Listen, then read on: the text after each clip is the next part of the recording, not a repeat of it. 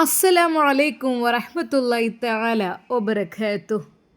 അത് ഐസിയുവിൻ്റെ വാതിൽക്കൽ ജീവിതവും വിധിയും. നമ്മുടെ അബൂബക്കർക്ക വളരെയധികം പ്രയാസകരമായ അവസ്ഥയിലാണ് തുടരുന്നത്. മലബാർ ഹോസ്പിറ്റലിൽ ഐസിയുവിൻ്റെ അകത്ത് കയറുമ്പോൾ തന്നെ ഒരു ഭീകര നിശബ്ദത. അതിൽ കലർന്ന ശബ്ദങ്ങൾ, ടീറ്റ് ടീറ്റ് ടീറ്റ്, ഓക്സിജൻ മെഷീനിൻ്റെ ശബ്ദം, സിസ്റ്റർമാരുടെ അടിയന്തര ഓട്ടം. അവിടെ ഓരോ കിടക്കയും ഓരോ കഥ, ഓരോ പോരാട്ടം, ഓരോ ജീവിതം. അങ്ങനെ കിടക്കകളിൽ ഒന്നിൽ അബൂബക്കർക്കയാണ്. ശരീരം ദുർബലമായ അവസ്ഥയിൽ, ശ്വാസം കഷ്ടപ്പെട്ട്, കണ്ണുകൾ പകുതി തുറന്ന് അദ്ദേഹത്തിൻ്റെ മനസ്സ് പറയുന്നു, റബ്ബേ, ഞാൻ പോവാണല്ലാ, ഇനി കുറച്ച് നിമിഷങ്ങൾ മാത്രമാണല്ലാ. ഐസിയുവിൻ്റെ പുറത്ത് കണ്ണീരോടെ നിൽക്കുന്നു ഹഫ്സയും മക്കളും. ഹഫ്സ കരഞ്ഞുകൊണ്ട്, റബ്ബേ, ഞങ്ങൾക്കിനി ആരുമില്ലല്ലോ അല്ലാ. അവൾ കൈകൾ ഉയർത്തി, എൻ്റെ ഉപ്പച്ചിയെ കൊണ്ടുപോവരുതേ. മക്കളും കരയുകയാണ്. എന്നാൽ സൗദ ഇതൊന്നും അറിഞ്ഞിട്ടില്ല. സൗദിയോട് കാര്യങ്ങൾ പറഞ്ഞിട്ടുമില്ല. പിതാവിനെ കാണുവാൻ മക്കൾക്കും ഉമ്മാക്കും ഡോക്ടർ അനുമതി നൽകി. അവരകത്തേക്ക് വീണ്ടും വിളിച്ചു. അബൂബക്കർ ചുണ്ടുകൾ പതുക്കെ അനക്കി പതുക്കെ പറഞ്ഞു, അല്ലാ, എൻ്റെ മക്കളെ നോക്കണം കേട്ടോ എല്ലാവരും. ഹഫ്സ പൊട്ടിക്കരഞ്ഞു. അവർ അനാഥരാകരുത്. അതെ, എൻ്റെ ഹഫ്സ, ഓള് പാവാണ്, ഓൾക്ക് ആരുമില്ല. എന്നാൽ ഇതെല്ലാം കേട്ടുകൊണ്ട് സത്താറും ഷമ്മാസും പിന്നിൽ നിൽക്കുകയാണ്. സത്താറിൻ്റെ കണ്ണുകൾ നിറഞ്ഞു. എനിക്ക് ഇവരെ കൈവിടാൻ പറ്റില്ല. പക്ഷേ മനസ്സ് മറ്റൊരു പേടിയിലും കൂടിയായിരുന്നു. റബ്ബേ, അതെ, ഫോൺ വീണ്ടും വൈബ്രേറ്റ്. സത്താർ നോക്കി. റബ്ബേ, സ്റ്റേഷനിൽ നിന്നാണല്ലോ. നാളെ രാവിലെ വീണ്ടും സ്റ്റേഷനിലേക്ക് എത്തണം എന്നുള്ള ആ ഒരു വാണിംഗ് ആണ്. അവൻ്റെ കൈകളാകെ വിറച്ചു. റബ്ബേ, ഇനി എന്ത് ചെയ്യും? സത്താർ പതുക്കെ കരഞ്ഞു. ഞാൻ തെറ്റൊന്നും ചെയ്തിട്ടില്ലല്ലാ. പക്ഷെ അവർ പറയാണ് പീഡിപ്പിച്ചിട്ടുണ്ട് എന്നുള്ളത്. കുഞ്ഞിക്കതിയത്തെയും ഹസീനയും പരാതി കൊടുത്തതായിരിക്കും. റബ്ബേ, ഒരു ഭാഗത്ത് അബൂബക്കർക്ക മരണത്തോടുള്ള പോരാട്ടം. അതെ, അവരുടെ ആ പിഞ്ചു മക്കളും ഭാര്യയും കരയുന്നു. മറ്റൊരു ഭാഗത്ത് സത്താറിൻ്റെ ജീവിതം തകർന്നുകൊണ്ടിരിക്കുന്ന നിമിഷങ്ങൾ. കാരണം ഇനിയൊരിക്കലും പുറം ലോകം കാണാത്ത രീതിയിൽ അവരെന്നെ ശിക്ഷിക്കും, അതെനിക്ക് ഉറപ്പുണ്ട്. പക്ഷേ അല്ലാ, ഞാനിതുവരെ തെറ്റുകുറ്റങ്ങളെല്ലാം ചെയ്തു. പക്ഷേ എനിക്ക് ഇവരുടെ ഈ കുടുംബത്തെ കണ്ടപ്പോൾ എനിക്ക് അവരെ സംരക്ഷിക്കണം എന്ന് തോന്നിയിട്ടാണ് ഞാൻ വീട്ടിലേക്ക് കൊണ്ടുപോയത്. ആ ദേഷ്യമൊക്കെയാണ് അവർക്ക് എന്നോടുള്ളത് എന്ന് തോന്നുന്നു. അതെ, രണ്ടു ഭാഗം നോക്കുമ്പോഴും വളരെ പ്രയാസകരമായ അവസ്ഥ. എന്നാൽ സത്താറിൻ്റെ ഭാര്യ അടുത്തേക്ക് വന്നു. ഇക്ക, എന്താ നിങ്ങൾക്ക് അറിയുന്നത്? പക്ഷേ പ്രിയപ്പെട്ട ഭാര്യയോടത് പറഞ്ഞില്ല. അവൻ അത് അപ്പോഴൊന്നും, ഒരു പക്ഷെ അത് പറഞ്ഞു കഴിഞ്ഞാൽ തീർച്ചയായും അവൾ വിങ്ങിപ്പൊട്ടും എന്നുള്ളത് കൊണ്ട് തന്നെ. എന്നാൽ ഈ സമയം അതാ ഹഫ്സ ദുആ ചെയ്യുന്നു, റഹ്മാനെ, പഠിച്ചോനെ, എൻ്റെ കേ കൊണ്ടുപോകല്ല അല്ലാ. അവളുടെ ശബ്ദം വിങ്ങിപ്പൊട്ടി. ഞങ്ങൾക്ക് ആരുമില്ലല്ലോ. അതെ, പൊന്നുമക്കളും കരയുകയാണ്. അല്പസമയം കഴിഞ്ഞ് ഡോക്ടർ പുറത്തേക്ക് വന്നു. കുറച്ചു നേരം മാത്രം ഒരാൾക്ക് കാണാം. തൽക്കാലം കുറച്ചൊന്ന് മാറി നിൽക്കണം എല്ലാവരും. അതെ, അത് കേട്ടതും ഹഫ്സയുടെ കാലുകൾ വിറച്ചു. അവൾ മാത്രം അകത്തേക്ക് പതുക്കെ നടന്നു. ഐസിയുവിൻ്റെ തണുത്ത വായുവിൽ അവൾക്ക് ശ്വാസം പോലും കിട്ടാത്ത പോലെ തോന്നി. അബൂബക്കർക്കയുടെ കിടക്കരികിലേക്ക് എത്തി. അദ്ദേഹത്തിൻ്റെ കൈകൾ പിടിച്ചു. ഇക്ക. അബൂബക്കർ കണ്ണുകൾ തുറക്കുവാൻ ശ്രമിച്ചു. ചുണ്ടുകൾ പതുക്കെ. ശബ്ദം പുറത്തേക്ക് വരുവാൻ പാടുപെട്ടു. മോളെ, എൻ്റെ മക്കളെ നോക്കണം കേട്ടോ, നമ്മളെ മക്കളെ. ആ ഒരു വാക്ക് ഹഫ്സയുടെ ഹൃദയം പൊട്ടിച്ചു. ഇക്ക, അങ്ങനെയൊന്നും പറയല്ലേ. അദ്ദേഹം വീണ്ടും പറഞ്ഞു, അവരെ അനാഥരാക്കരുത്. ഹഫ്സ, നിനക്കാരുമില്ല, ഞാനാണ് നിന്നെ നോക്കിയത്. അവൾ പൊട്ടിക്കരഞ്ഞു. അവളുടെ കൈ അബൂബക്കറുടെ നെഞ്ചിലേക്ക് വീണു. ഇതെല്ലാം കുറച്ച് ദൂരെ നിന്ന് കേട്ടുകൊണ്ടിരുന്നു സത്താർ.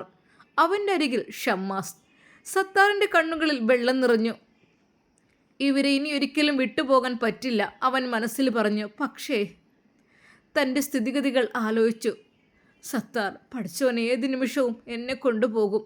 അവൻ നോക്കി. സ്റ്റേഷനിൽ നിന്ന് നാളെ രാവിലെ എത്തേണ്ടതാണ്. ആ വാക്കുകൾ അവൻ്റെ ഹൃദയത്തിൽ ഒരു കല്ലായി വീണു. അവൻ മതിലിൽ ചേർന്നു നിന്നു. റബ്ബേ, ഞാൻ എന്ത് ചെയ്യും? തല കുനിച്ചു. ഞാൻ തെറ്റ് ചെയ്തിട്ടില്ല റബ്ബേ. ഹസീനയെ നിക്കാഹ് കഴിഞ്ഞ് മാത്രമേ ഞാൻ ചെയ്തിട്ടുള്ളൂ, അല്ലാതെ. പക്ഷേ അവർ പീഡിപ്പിച്ചു എന്ന് പറഞ്ഞത്, അതും അന്നൊരു ദിവസം അവൾ ക്ഷണിച്ചിട്ടാണ്, അല്ലാതെ വേറൊന്നും. അവൻ്റെ ശബ്ദം വിങ്ങി. ശരിക്കും കുഞ്ഞിക്കതിയെ കൊടുത്ത പരാതി. പഠിച്ചോനെ, ഇത്ര വലിയ ചതിയിൽ ഞാൻ വീഴുന്നൊരിക്കലും വിചാരിച്ചില്ല. ആ രാത്രി 2 പോരാട്ടങ്ങൾ നടക്കുകയായിരുന്നു ICUവിൽ. എന്നാൽ അബൂബക്കർ അത് ജീവൻ പിടിച്ചു നിൽക്കുവാൻ വേണ്ടി നിൽക്കുന്നു. പുറത്താണെങ്കിൽ സത്താർ തൻ്റെ ജീവിതത്തിൽ പിടിച്ചു നിൽക്കുന്നു, ഏത് നിമിഷവും കൊണ്ടുപോകും എന്നുള്ളത്. എന്നാൽ ഷമ്മാസിൻ്റെ അരികിലേക്ക് സത്താർ ഓടിയെത്തി. ഷമ്മാസ്, ക്ഷമിക്കണം, കഴിഞ്ഞതെല്ലാം മറക്കണം, എന്നോട് ക്ഷമിക്കണം. ഞാൻ ഒരു കാര്യം ഏൽപ്പിക്കുകയാണ്. അത് അബൂബക്കർക്ക് ഏത് നിമിഷവും എന്തെങ്കിലും സംഭവിച്ചു പോയാൽ അത് ഹഫ്സയെയും മക്കളെയും സംരക്ഷിക്കണം. ശരിക്കും അത് പറയുമ്പോൾ സത്താറിൻ്റെ കണ്ണുകൾ നിറഞ്ഞൊഴുകുന്നുണ്ടായിരുന്നു. ഷമ്മാസ് വരെ അത്ഭുതപ്പെട്ടു. റബ്ബേ, ഇത്രക്കും ലോലമായ മനസ്സിനുടമയായിരുന്നോ അവൻ? പക്ഷെ അവൻ്റെ കാട്ടിക്കൂട്ടലുകളും എല്ലാം കൂടി കണ്ടപ്പോൾ ഞാൻ ആകെപ്പാട് ടെൻഷനായിരുന്നല്ലോ. പക്ഷേ ഇവൻ വിചാരിച്ച പോലെ ഒന്നുമല്ലല്ലോ റബ്ബേ. എന്നാൽ ഈ സമയം അതാ ഹഫ്സ ICUവിൻ്റെ ഒരു കോണിൽ നിന്ന് സുജൂദിൽ വീണു. കണ്ണീർ നിലത്ത് വീണു. റഹ്മാനെ, എൻ്റെ രക്ഷിക്കണേ അല്ലാ. ആ ദുആയുടെ ശബ്ദം ആ തണുത്ത മതിലുകൾ പോലും കേട്ടുപോയി. അല്പസമയം കഴിഞ്ഞ് ഡോക്ടർ വീണ്ടും വന്നു. Condition slightly stable. അവിടെ നിന്ന് എല്ലാവരും ഒരു ദീർഘനിശ്വാസം വിട്ടു. അത് ചെറിയൊരു പ്രതീക്ഷ, ചെറിയൊരു വെളിച്ചം. പക്ഷേ സത്താറിൻ്റെ ഹൃദയം മാത്രം ഇനിയും ഇരുട്ടിലായിരുന്നു. എങ്കിലും പതുക്കെ പ്രകാശം അതിലേക്ക് കടന്നു വന്നു. കാരണം അതെ, ആ പിതാവിൻ്റെ ആ ഒരു അവസ്ഥയിൽ അല്പം മാറ്റം വന്നിട്ടുണ്ട് എന്ന് ഉള്ള ഒരു ഇൻഫർമേഷൻ. ശരിക്കും പടച്ച റബ്ബിനെ എല്ലാവരും സ്തുതിച്ചു. പിറ്റേന്ന് രാവിലെ സൂര്യൻ ഉയരുന്നതിന് മുമ്പേ സത്താർ പുറത്തേക്ക് കടന്നു. മുഖത്ത് ഭയം, കണ്ണുകളിൽ ഉറക്കമില്ലായ്മ. എങ്കിലും അത് അബൂബക്കർക്ക് രക്ഷപ്പെടുമല്ലോ എന്നുള്ള കാര്യത്തിൽ അല്പം ആശ്വാസം. ഭാര്യ അദ്ദേഹത്തെ പിടിച്ചു. ഇക്ക, എവിടേക്ക് പോകുന്നത്? അവനൊന്നും പറഞ്ഞില്ല. അപ്പോഴാണ് ഹോസ്പിറ്റലിൻ്റെ മുന്നിൽ ഒരു ജീപ്പ് നിർത്തിയത്. പോലീസ്. അവിടെ നിന്ന് എല്ലാവരും നിശബ്ദമായി. 2 ഉദ്യോഗസ്ഥർ ഇറങ്ങി ചുറ്റും നോക്കി. അതെ, ലൊക്കേഷൻ അനുസരിച്ച് അവരെത്തിയതാണ്. ഹോസ്പിറ്റലിലാണ് ആ ലൊക്കേഷൻ എത്തി നിന്നത്. സത്താർ. അതെ, അവൻ പതുക്കെ തിരിഞ്ഞു. നിങ്ങൾ അറസ്റ്റ് ചെയ്യേണ്ടതുണ്ട്. ആ വാക്കുകൾ ആ കുടുംബത്തിൻ്റെ ലോകം തകർത്തു. ഭാര്യ പൊട്ടിക്കരഞ്ഞു. എൻ്റെ ഭർത്താവിനെ കൊണ്ടുപോകരുത്. എന്ത് ചെയ്തിട്ടാണ് എൻ്റെ ഭർത്താവിനെ നിങ്ങൾ കൊണ്ടുപോകുന്നത്? ഒന്ന് മാറി നിൽക്കുന്നുണ്ടോ അവിടുന്ന്? കൊണ്ടുപോകില്ലേ? കുട്ടികളും ഓടി വന്നു. പോകരുത്. സത്താർ അവരെ നോക്കി. ആ കണ്ണുകളിൽ കണ്ണീർ നിറഞ്ഞു. ഞാനൊന്നും ചെയ്തിട്ടില്ല. പോലീസ് അവനെ പിടിച്ചു ജീപ്പിലേക്ക് തള്ളിക്കയറ്റു. അങ്ങോട്ട് കയറിടോ. ചെയ്തിട്ടുണ്ടോ ഇല്ലെന്ന് അവിടെ ചെന്നാൽ കാണാം, അല്ലാതെ ഇവിടുന്ന് ചെയ്തിട്ടില്ല എന്ന് എല്ലാ കുറ്റവാളികളും പറയുള്ളൂ. എന്നാൽ ഷമ്മാസ് അപ്പോഴേക്കും അങ്ങോട്ട് ഓടിയെത്തി. എന്താ സാറേ ഇത് എവിടേക്ക് കൊണ്ടുപോകുന്നത്? അതെ, പരാതി കിട്ടിക്കഴിഞ്ഞാൽ ആൾ ചെയ്തതൊക്കെ കറക്റ്റ് ആണെന്നുണ്ടെങ്കിൽ ഞങ്ങൾ കേസ് FIR ചെയ്യും, അല്ലാതെ അതിനപ്പുറത്തേക്കായിട്ട് നിങ്ങൾക്കാർക്കും ഒന്നും പറയാൻ പറ്റില്ല. അങ്ങോട്ട് മാറ്. ശരിക്കും ഷമ്മാസിനോട് അത് പറഞ്ഞപ്പോൾ ഷമ്മാസ് ഒരു നിമിഷം പോലീസിനെ നോക്കി. സാറേ, എന്തായാലും തെറ്റ് ചെയ്തിട്ടുണ്ടെങ്കിൽ ശിക്ഷ അനുഭവിക്കണം, പക്ഷേ കെട്ടിച്ചമച്ചതാണെങ്കിലോ നോക്കാം നമുക്ക് എന്ന് പറഞ്ഞു. എന്നാൽ ഈ നിമിഷം നിസ്സഹായനായി അതാ സത്താർ പുറത്തേക്ക് നോക്കുന്നു. തൻ്റെ പ്രിയപ്പെട്ട മക്കൾ, ഭാര്യ. എന്നാൽ ഭാര്യ അതാ ആ ജീപ്പിന് പിന്നാലെ ഓടുന്നു. എൻ്റെ കൊണ്ടുപോവല്ലേ, എൻ്റെ കൊണ്ടുപോവല്ലേ. ജീപ്പിൻ്റെ വാതിൽ പിടിച്ചു. ഞങ്ങൾ വിട്ടു പോവരുത്, ഞങ്ങൾ വിട്ടു പോവരുത് പ്ലീസ്. അവൾ നിലത്ത് വീണു. അതെ, മക്കളും അവളുടെ കൂടെ തന്നെ. കൈകൾ നീട്ടി ജീപ്പ് മുന്നോട്ട്. ഒന്ന് മാറി പെണ്ണുപിള്ളേ അവിടുന്ന്. അതെ, ഒരു പോലീസുകാരൻ്റെ ഗർജനം. ജീപ്പ് മുന്നോട്ട് നീങ്ങി. ആ ശബ്ദം, ആ കരച്ചിൽ, ആ വേദന ഹോസ്പിറ്റലിൻ്റെ മുമ്പിൽ നിശബ്ദമായി നിന്നു. എല്ലാവരും അത് നോക്കി നിന്നു. എന്നാൽ ഷമ്മാസ് പറഞ്ഞു, വിഷമിക്കണ്ട, നിങ്ങൾ ഒന്നും കൊണ്ട് വിഷമിക്കണ്ട, അതൊന്നും കുഴപ്പമുണ്ടാവില്ല. അതെ, ആരെങ്കിലൊക്കെ എന്തെങ്കിലും കള്ളക്കേസ് കൊടുത്തിട്ടുണ്ടെങ്കിൽ ആ അതതിൻ്റേതായ രീതിയിൽ അങ്ങ് പൊയ്ക്കോളും. അതൊക്കെ ഇൻഷാ അല്ലാ റെഡിയാക്കാം. എന്നാൽ അവൻ ഓർത്തു, റബ്ബേ ഇതെൻ്റെ നവാസ്കയുടെ തലയിൽ വരേണ്ട കേസായിരുന്നു. പക്ഷേ മാറിപ്പോയി, സത്താറിൻ്റെ തലയിലായിപ്പോയി. അതാണ് യഥാർത്ഥം. എന്നാൽ അകത്ത് ഐസിയുവിൽ അബൂബക്കർ ശ്വാസം പിടിച്ച് നിൽക്കുകയാണ്. പുറത്തൊരു കുടുംബം ജീവിതം നഷ്ടപ്പെട്ട പോലെ നിൽക്കുകയാണ്. സത്താറിൻ്റെ കുടുംബം. റബ്ബേ ഞങ്ങൾക്കിനി എന്ത്, ഞങ്ങളിനി എങ്ങോട്ട് എന്നുള്ള രീതിയിൽ ആ ദിവസം മലബാർ ഹോസ്പിറ്റലിൻ്റെ ഐസിയുവിൻ്റെ വാതിൽക്കൽ ജീവനും കണ്ണീരും വിധിയും ഒരുമിച്ച് നിന്നിരുന്നു. എന്നാൽ ഷമ്മാസ് അതാ അവരോട് തന്നെ കാര്യങ്ങൾ ചോദിക്കുകയാണ്, സത്താറിൻ്റെ ഭാര്യയോട്. അല്ലിത്ത എന്തത് സംഭവിക്കുന്നത്, എന്താ അറിയില്ല. അല്ല ഇതിപ്പോൾ അല്ല സത്താറിനെ കുറിച്ച് എനിക്ക് അറിയുന്നതെന്ന് വെച്ചാൽ സൗദിയെ വിവാഹം കഴിക്കണം എന്നുള്ള രീതിയിലൊക്കെ നിന്നിരുന്നു എൻ്റെ ജ്യേഷ്ഠൻ്റെ ഭാര്യയെ. പിന്നെ എന്ത് സംഭവിച്ചത് എനിക്കൊന്നും അറിയില്ല സത്യം പറഞ്ഞാൽ. അതെ, സൗദിയെ കല്യാണം കഴിക്കണം എന്നൊക്കെ പറഞ്ഞതായിരുന്നു. പക്ഷേ സൗദിയല്ല ഇക്ക കല്യാണം കഴിച്ചത്, സൗദിയുടെ അനിയത്തി ഹസീനയാണ്. കല്യാണ ദിവസം തലേന്ന് രാത്രി സൗദ ആ വീട്ടിൽ നിന്ന് ഇറങ്ങിപ്പോയിട്ടുണ്ടത്രേ. അവൾ അവിടെ ഇല്ലായിരുന്നെന്ന് പറഞ്ഞു. എന്നാൽ അനിയത്തിയെ കൊണ്ട് കല്യാണം കഴിപ്പിച്ചതാണത്രേ. പക്ഷേ ഇക്കാക്ക് അനിയത്തിയുമായി ചെറിയൊരു ഫ്രണ്ട്ഷിപ്പ് ഉണ്ടായിരുന്നു, അതും പറഞ്ഞു കേൾക്കുന്നുണ്ട്. അവളാണതിൻ്റെ പിന്നിലെന്നാണ് അറിയാൻ കഴിഞ്ഞത്. എന്നാൽ ഇത്രയ്ക്കും വലിയൊരു ചതിയിൽ എൻ്റെ ഇക്ക പെടുന്ന ഞാൻ ഒരിക്കലും വിചാരിച്ചില്ല. അത് എന്തൊക്കെ തന്നെയാണ്, ഞാൻ ഒരുപാട് ഉപദേശങ്ങൾ കൊടുത്തായിരുന്നു. എന്ത് ഇക്ക അവിടുത്തെ ഒരാളായി മാറിയിരുന്നു. അത് ഇതിൻ്റെ പിന്നിലുള്ള ചതി അത് കുഞ്ഞിക്കജതാത്തിയും അത് അവരുടെ അഞ്ചത്തി മകള് ഹസീനയും തന്നെയാണ്. അതെനിക്ക് നന്നായിട്ടറിയാം. വേറെ ആരും ഒന്നും പറയണ്ട. സൗദ അവിടെ ഒരിക്കലും ഇല്ലായിരുന്നു. സൗദ വിവാഹത്തിൻ്റെ തലേ ദിവസം തന്നെ പോയതായിരുന്നു. ഒരിക്കലും എനിക്ക് എന്താ ചെയ്യുക അറിയുന്നില്ല. ഷമ്മാസ് ഞാൻ എന്താ ചെയ്യുക? ഏയ് നിങ്ങൾ വിഷമിക്കാതിരിക്കൂ, നമുക്ക് എന്തെങ്കിലുമൊക്കെ വഴിയുണ്ടാക്കാം ഇൻഷാ അല്ലാ. ശരിക്കും ഷമ്മാസ് അപ്പോഴാണ് കാര്യങ്ങളെല്ലാം പിടികിട്ടിയത്. സൗദത്തെ നമ്മൾ വെറുതെ തെറ്റിദ്ധരിച്ചു. സൗദത്ത് തലേ ദിവസം തന്നെ അവിടുന്ന് മുങ്ങിയിട്ടുണ്ട്. സത്താറ് സൗദത്തെ വിവാഹം കഴിച്ചു എന്നോ ഒരുമിച്ച് പോയെന്നോ എന്തൊക്കെയോ പറഞ്ഞു കേട്ടിരുന്നല്ലോ. പടച്ചോനെ, അപ്പോൾ നമ്മൾ വിചാരിച്ച പോലെ ഒന്നല്ല കാര്യങ്ങൾ. സൗദത്ത ഒരു തെറ്റും ചെയ്തിട്ടില്ല എന്നുള്ള കാര്യം മനസ്സിലായി. പക്ഷേ സത്താറിനെ ഇവരെന്തിനു ചതിച്ചു എന്നുള്ള കാര്യത്തിലാണ് എനിക്കൊരെത്തും പിടിയും കിട്ടാത്തത്.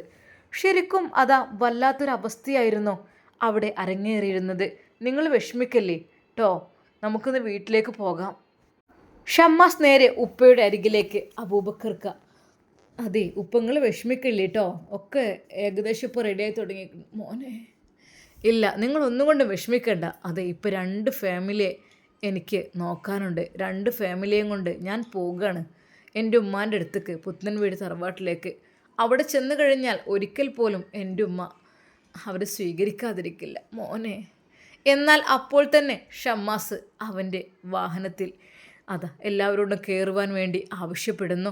തൽക്കാലം വരുമ്പോഴേക്കും അവിടെ ഒരാളെ ഏൽപ്പിക്കാം എന്ന് പറഞ്ഞപ്പോഴേക്കും ഹഫ്സ് പറഞ്ഞു, വേണ്ട, മക്കൾ പോയിക്കോട്ടെ വീട്ടിലേക്ക്, ഞാനിവിടെ ഇക്കാടെ അടുത്ത് നിന്നോളാം, എനിക്ക് സമാധാനം കിട്ടില്ല. അത് നിങ്ങളൊന്ന് പോയി ഫ്രഷായിട്ടൊക്കെ, ഇപ്പോൾ കുഴപ്പം വല്ലാതില്ലല്ലോ, ഇപ്പോൾ ഓക്കെ ആയിട്ടുണ്ടല്ലോ, നോർമലായിട്ടുണ്ടല്ലോ. അത് ഇൻഷാ അല്ലാ. മോനെ മോനെ ഞാനിവിടെ നിന്നോളാം, എനിക്കില്ലാതെ ജീവിക്കാൻ എനിക്ക് കഴിയില്ല മോനെ. ചെല്ല്, മക്കളെ കൊണ്ടുപോയി കൊടുത്തോ വീട്ടിലേക്ക്, മക്കൾക്ക് ഇവിടെ നിൽക്കുന്ന ബുദ്ധിമുട്ടല്ലേ. എന്നാൽ ഈ സമയം ഷമ്മാസും സത്താറിൻ്റെ ഭാര്യയും മക്കളും അദ്ദേഹത്തിൻ്റെ മക്കളും എല്ലാവരും കൂടി പുത്തൻ വീട് തറവാട്ടിലേക്ക്. ഹോണടിയുടെ ശബ്ദം കേട്ട് ഐഷുമ്മ സിറ്റൗട്ടിലേക്ക് ഇറങ്ങി നിന്നു. ആരപ്പത് റബ്ബേ? ഒരു വണ്ടി അടിച്ച ആൾക്കാരുണ്ടല്ലോ. പഠിച്ചോനെ, ശരിക്കും ഐഷുമ്മയുടെ മനസ്സിൽ വല്ലാത്ത സന്തോഷമായി. പഠിച്ചോനെ, ഈ ഒരു പെരുന്നാത്തലേന്ന് ഇപ്പോൾ ആരപ്പത് ഇങ്ങനെയുണ്ട് വരുന്നത്. എന്നാൽ ഷമ്മാസ് ഇറങ്ങി, വരും മക്കള്, ഉമ്മ ഇന്ന് നമുക്ക് കുറേ വിരുന്നുകാരുണ്ട്. പൊന്നാരെ, വിരുന്നുകാർ കൊടുന്നോട്ടെ, വിരുന്നുകാരുണ്ടാണ് ഏറ്റവും നല്ലതല്ലേ, നമുക്ക് പഠിച്ചോ ഹൈറും ബർക്കത്തും പ്രദാനം ചെയ്യൂലേ.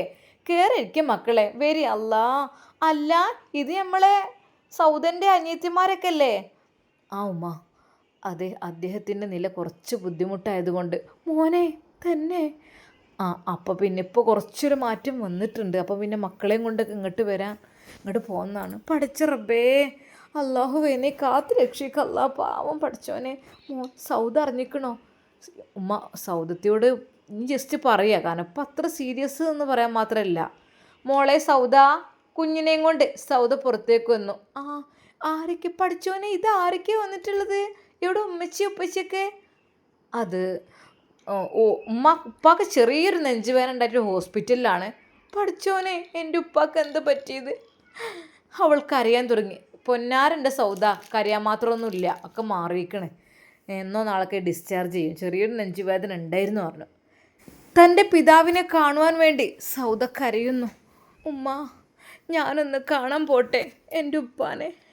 എന്നെ രക്ഷിച്ചതും എന്നെ ഇവിടേക്ക് എത്താൻ കാരണമായതൊക്കെ ഉപ്പ തന്നെയാണ്. അതുകൊണ്ട് ഉപ്പാനൊന്ന് കാണാൻ പോട്ടെ.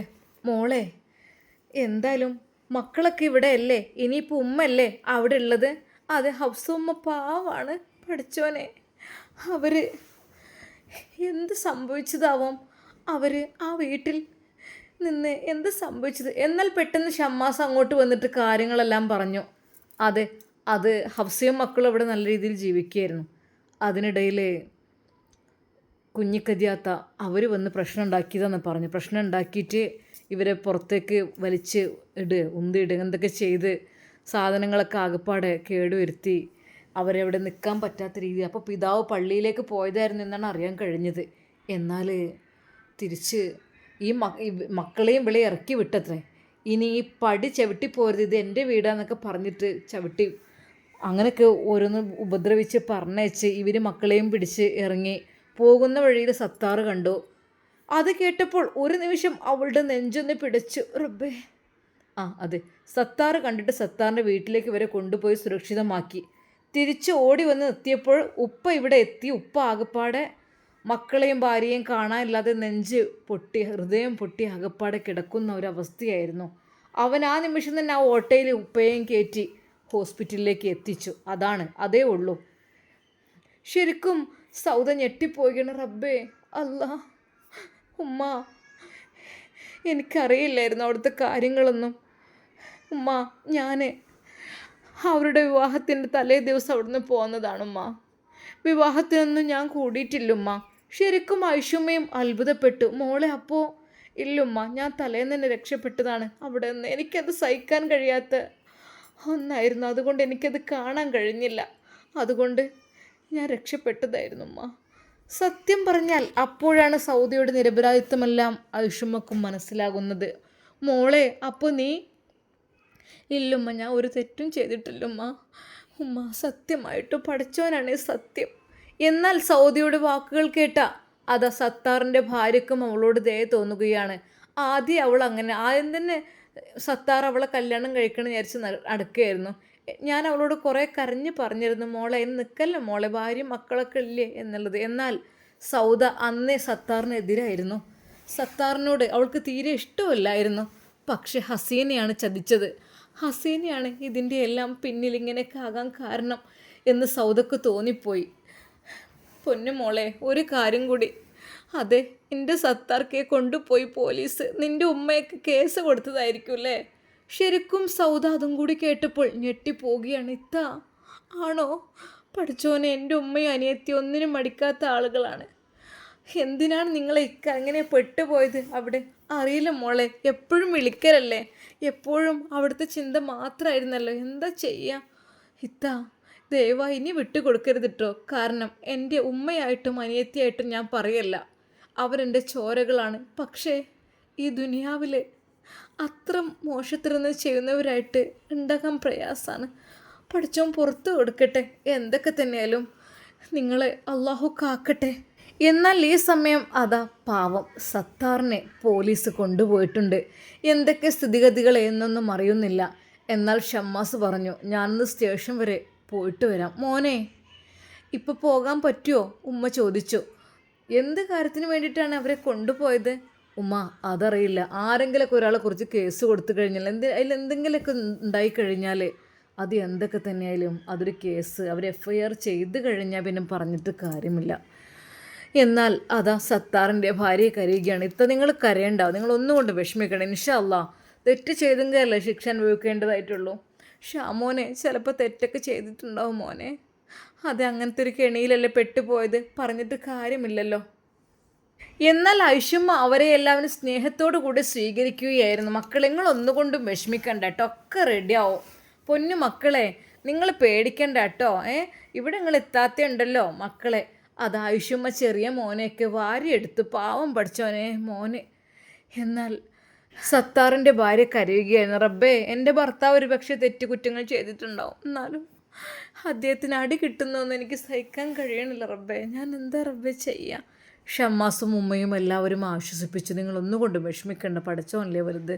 എന്തൊക്കെ തന്നെയാലും ആ ഒരു സ്ത്രീയെയും കുട്ടികളെയും രക്ഷിക്കാൻ ശ്രമിച്ചല്ലോ, അത് തന്നെ വലിയൊരു കാര്യം തന്നെയല്ലേ. അതെ, അവരെ കൂട്ടിക്കൊണ്ടുവന്നത് ഞങ്ങളുടെ വീട്ടിലേക്കായിരുന്നു. എന്നോട് പറഞ്ഞു, നീ ഇവരെ നോക്കിട്ടോ, ഞാനിപ്പോൾ വരാമെന്നാണ് പറഞ്ഞത്. എന്തായാലും കുറച്ച് കഴിയുമ്പോൾ ഭക്ഷണം സാധനങ്ങളെല്ലാം ഒരു ഓട്ടോക്കാരനെ ഏൽപ്പിച്ച് അവരും കൊണ്ടുവന്നു. ആ കാര്യത്തിനൊന്നും ഒരു പിശുക്കും കാണിച്ചിട്ടില്ല. അദ്ദേഹത്തിന് നന്നാവണം എന്നൊക്കെ നല്ല ആഗ്രഹം ഉണ്ടായിരുന്നു. എന്താ ചെയ്യുക, ഓരോ കെണിയിലങ്ങ് പെട്ടുപോയില്ലേ. പഠിച്ചോൻ കാത്ത് രക്ഷിക്കട്ടെ. എന്നാൽ ഞാൻ വിചാരിച്ച സൗദയെ കല്യാണം കഴിക്കാൻ തന്നെ ഉറപ്പിച്ച് നിൽക്കുകയായിരുന്നു. പിന്നീടല്ല അറിഞ്ഞത് അനിയത്തി ഹസീനയാണ് മൂപ്പരൊപ്പം ഉള്ളതെന്നുള്ളത്. ഞാനൊന്നും അറിഞ്ഞിട്ടില്ലായിരുന്നു. എന്നാൽ ഐഷുമ്മയും അത് കേട്ടോ, ഹസീനയൊക്കെ വല്ലാത്ത സാധനം തന്നെയല്ലേ. ഉമ്മ എന്താ ഉമ്മ ചെയ്യുക, അങ്ങനെ ഓരോരുത്തരെ മയക്കാൻ ഭാര്യയും മക്കളുള്ളവരെ തന്നെ ചിലവർ പാട്ടിലാക്കാൻ വേണ്ടി നിൽക്കും. സത്താർക്കാന്ന് വെച്ചാൽ എല്ലാം ചെയ്യും. എല്ലാം എന്ന് വെച്ചാൽ ഒരാളെ ഏൽപ്പിച്ച കാര്യങ്ങളെല്ലാം കറക്റ്റ് രീതിയിൽ ചെയ്യും, എല്ലാം ചെയ്യും, അതിനൊക്കെ ഉഷാർ തന്നെയാണ്. പക്ഷേ ഇടയ്ക്ക് ഇങ്ങനത്തെ ഒരു പെണ്ണിൻ്റെ ഇങ്ങനെയൊക്കെ ഒരു പ്രശ്നങ്ങൾ ഉണ്ടാകുന്നുണ്ട്. അതെൻ്റെ ജീവിതത്തിൽ ഒരുപാട് അനുഭവിച്ചതുമാണ് ഞാൻ. എന്നാലും ഇന്നും നന്നാവും നാളെ നന്നാവും എന്ന് കരുതിയിട്ട് പടച്ച റബ്ബിനോട് ഞാൻ എപ്പോഴും ദുആ ചെയ്യും. പടച്ച റബ്ബേ, അല്ലാ എൻ്റെ ഭർത്താവിനെ നന്നാക്കണേ അല്ലാ, എൻ്റെ കുട്ടികളുടെ പിതാവല്ലേ, എത്രയൊക്കെ തന്നെ ആയാലും പഠിച്ചോനെ നന്നാക്കണേ അല്ലാ എന്ന് പറഞ്ഞ് എപ്പോഴും ദുആ ചെയ്യും. അള്ളാഹു അത് കേട്ടതായിരിക്കും. എൻ്റെ ഭർത്താവ് നല്ല രീതിയിൽ വരികയായിരുന്നു. പക്ഷെ എന്താ ചെയ്യുക, അപ്പോഴേക്കും പോലീസ് കൊണ്ടുപോയില്ലേ. എന്നാൽ ഐഷമ്മ എല്ലാം കേട്ട് എല്ലാം പടച്ചറബിൽ അർപ്പിച്ചു. മക്കളൊന്നും കൊണ്ടും വിഷമിക്കേണ്ട കേട്ടോ, അള്ളാഹു അല്ലേ വലിയവൻ, നിങ്ങളൊന്നും കൊണ്ടും വിഷമിക്കേണ്ട. അതെ, പെരുന്നാളാണ്, 2 ദിവസം മാത്രമാണ് ബാക്കിയുള്ളത്. അറബ് നാടുകളിൽ പെരുന്നാൾ മറ്റന്നാൾ, എന്നാൽ നമ്മുടെ നാട്ടിൽ മറ്റന്നാൾ അല്ലെങ്കിൽ ശനിയാഴ്ച. എല്ലാം നാളെ അറിയാം. അള്ളാഹുവേ പഠിച്ചോനെ, പരിശുദ്ധമാക്കപ്പെട്ട റമളാൻ ഞങ്ങളിൽ നിന്ന് പിരിഞ്ഞു പോവുകയാണല്ലാ. ഈ നിമിഷം ഞാൻ നിന്നോട് ദുആ ചെയ്യുന്നല്ലാ. റഹ്മാനെ, ഒരു വിഷമം ആർക്കും നീ വരുത്തല്ലേ. സന്തോഷകരമായ അന്തരീക്ഷം നീ കൊണ്ടല്ല, ഇതുവരേക്കും സന്തോഷമായിരുന്നു. എന്നാൽ പഠിച്ചോനെ, ഇതിൻ്റെ ഇടയിലേക്ക് ഇബ്ലീസ് കടന്നു വന്നത് ആലോചിക്കുമ്പോൾ വല്ലാത്ത വിഷമമുണ്ടല്ല. ശരിക്കും അതാ അവർ ദുആ ചെയ്യുകയാണ്. എന്നാൽ ഈ സമയം അതാ കുഞ്ഞിക്കതിയും ഹസീനയും, എങ്ങനെയുണ്ട് മോളെ? എൻ്റെ ഉമ്മ ഇത്രയും നല്ല ഉമ്മയാണെന്ന് ഒരിക്കലും വിചാരിച്ചില്ല. സത്താർക്കെതിരെ കേസ് കൊടുക്കുക, നിങ്ങളും എൻ്റെ കൂടെ വന്നതിൽ വല്ലാത്ത സന്തോഷം. ഞാൻ വിചാരിച്ച് വരൂലാന്ന്. അതെ, നവാസിനെതിരായിരുന്നു ഈ കേസ് വേണ്ടിയിരുന്നത്. ഓളങ്ങോട്ട് മുങ്ങിയതുകൊണ്ട് ഓൻ രക്ഷപ്പെട്ടു. അല്ലെങ്കിൽ നഷ്ടപരിഹാരം അതും അതിൻ്റെ അപ്പുറമൊക്കെ വാങ്ങണമെന്ന് വിചാരിച്ച് നിൽക്കുന്നതായിരുന്നു. എന്തായാലും സത്താർ അങ്ങനെ കാട്ടി തീരെ പറ്റിയിട്ടില്ല. എൻ്റെ ബാപ്പ ഏതായാലും വേറെ പെണ്ണിട്ടിപ്പോയി. ഇപ്പോൾ സത്താറോ വേറൊരു ഫാമിലിനെ കണ്ടപ്പോൾ ഓലോടും എനിക്ക് എന്താ സ്നേഹം. ഉമ്മ, അല്ലെങ്കിലും സത്താർക്ക് കുറച്ച് കൂടുതലായിരുന്നു.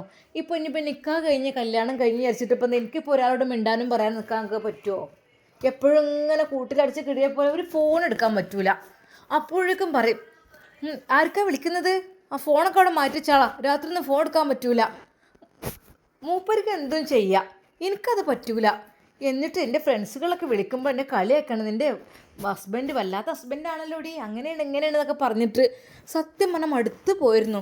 ഇപ്പോഴൊരു സ്വാതന്ത്ര്യമായത്. ഇനിയിപ്പോൾ കേസ് കൊടുത്തിട്ട് തന്തനെ ജയിലിലിടണം, അതാ വേണ്ടത്. എന്നാൽ കുഞ്ഞിക്കതി പറഞ്ഞു, എന്തൊക്കെ തന്നെയായാലും എൻ്റെ മോളാളെ തിരക്കേടില്ലല്ലോ, എത്ര പെട്ടെന്ന് മോനെ പൂട്ടിയല്ലേ. പിന്നെന്താ ഉമ്മ ഇങ്ങനെ തെന്നിപ്പൊക്കെ കാണിച്ചാൽ എന്താ കാട്ടുക? അല്ലെങ്കിൽ ഇപ്പോൾ എന്തിനാ എൻ്റെ കാര്യത്തിൽ ഇടപെടാൻ നിൽക്കണത്? ഇപ്പോൾ ഏതായാലും ഉപ്പാൻ്റെ രണ്ടാം ഭാര്യനെ കണ്ടപ്പോൾ എന്താ ഓലോട് സ്നേഹം, മക്കളോട് സ്നേഹം, ഓലോട് സ്നേഹം. നമ്മൾ ചീത്ത പറയാൻ പിടിച്ചു വെക്കും, ഉമ്മ വേണ്ട വേണ്ട എന്നൊക്കെ പറഞ്ഞുകൊണ്ട്. അങ്ങനെയൊക്കെ എന്തിനാ അതിന് നിൽക്കേണ്ട ആവശ്യം? കൽപ്പിച്ചോട്ട് ഞാൻ കൊടുത്തു, എനിക്ക് ഞാൻ വിചാരിച്ചു കേസ് കൊടുക്കണമെന്ന്. എന്തായാലും അതെ മോളെ, നന്നായി. എന്തായാലും കുറച്ചൊന്ന് ജയിലിൽ കിടക്കട്ടെ. എന്തോ ഓനെങ്ങനെ ഏതായാലും ആ ആ തന്തൻ്റെ മക്കളൊക്കെ എവിടേക്കെങ്കിലും തെണ്ടി തിരിഞ്ഞ് പോട്ടെ. രക്ഷകനായി വന്നിക്കുകയാണല്ലോ. എന്താന്നില്ലേ. ഞാൻ സ്റ്റേഷനിൽ പോയിട്ട് എല്ലാം പറഞ്ഞു, ഞങ്ങളെ പീഡിപ്പിക്കാൻ വന്നതും അങ്ങനെ കാട്ടിയതും ഇങ്ങനെ കാട്ടിയതൊക്കെ ഞാൻ പറഞ്ഞിക്കണ്, കുറേ എഴുതി കൊടുത്തേക്കണ്. നീ നേരിട്ട് നമ്മളെ വിളിപ്പിക്കും ഓൻ്റെ മുമ്പക്ക്. അപ്പോൾ നല്ലോണം പറഞ്ഞോണ്ടിട്ട പെണ്ണെ, ഇജ്ജ് പറഞ്ഞോണ്ട് എനിക്കൊരു സുഖവും സമാധാനം തന്നിട്ടില്ല, എന്നെ പീഡിപ്പിക്കാൻ വന്നിനു അങ്ങനെ എന്നൊക്കെ പറഞ്ഞോണ്ടി, പറയാളൊക്കെ പറഞ്ഞോണ്ടി.